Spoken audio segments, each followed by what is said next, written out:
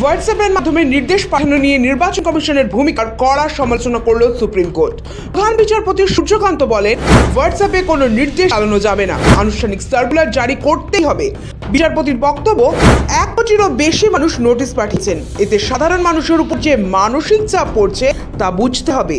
Voter তালিকায় বিশেষ নিবিড় সংশোধনের মতো গুরুত্বপূর্ণ সাংবিধানিক প্রক্রিয়া হোয়াটসঅ্যাপ বার্তা ও কোনো আনুষ্ঠানিক নির্দেশ ছাড়াই চালানো হচ্ছে বলে অভিযোগ তুলেন রাজ্যের মুখ্যমন্ত্রী মমতা বন্দ্যোপাধ্যায়।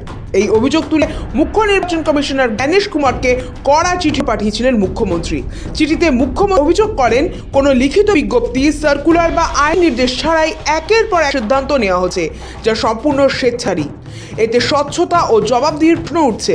এই ধরনের অনিশ্চয়তা ভোটারদের নাম অকারণে বাদ পড়ার ঝুঁকি বাড়াচ্ছে, যা গণতন্ত্রের পক্ষে বিপজ্জনক বলে সতর্ক করেন মুখ্যমন্ত্রী। যদিও সে সময় মুখ্যমন্ত্রীর সে চিঠির কোনো জবাব দেয়নি কমিশন, বরং সুপ্রিম কোর্ট জানিয়ে দিল, এসআইআর এর মতো গুরুত্বপূর্ণ সাংবিধানিক ক্রিয়া হোয়াটসঅ্যাপ নির্দেশে চালানো যাবে না, আনুষ্ঠানিক সার্কুলার জারি করতেই হবে। এদিকে পশ্চিমবঙ্গে ভোটার তালিকা সংশোধনের সময় নামে লজিক্যাল ডিসক্রিপেন্সি বা তথ্যগত অসঙ্গতির অভিযোগ উঠেছে।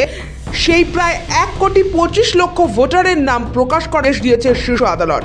নোটিশের সংখ্যা বিপুল হওয়ায় আদালতের নির্দেশ, লজিক্যাল ডিসক্রিপেন্সি তালিকাভুক্ত ভোটারদের নাম গ্রাম পঞ্চায়েত, ব্লক অফিস এবং ওয়ার্ড অফিসে টাঙাতে হবে। ওই তালিকার বিরুদ্ধে 10 দিনের মধ্যে আপত্তি জানানো যাবে এবং প্রয়োজনীয় নথি জমা দেওয়ার জন্য বাড়তি সময়ও দিতে হবে। আদালত স্পষ্ট করেছে, নথি সন্তোষজনক না হলে সংশ্লিষ্ট ভোটারকে সশরীরে অনুমোদিত প্রতিনিধির মাধ্যমে শুনানির সুযোগ দিতে হবে।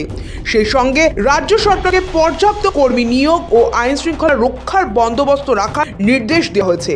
স্থানীয় কর্তৃপক্ষকে জমা দেওয়া নথির রসিদ দিতে হবে এবং আপত্তি নিষ্পত্তির কারণ লিখিতভাবে জানাতে হবে।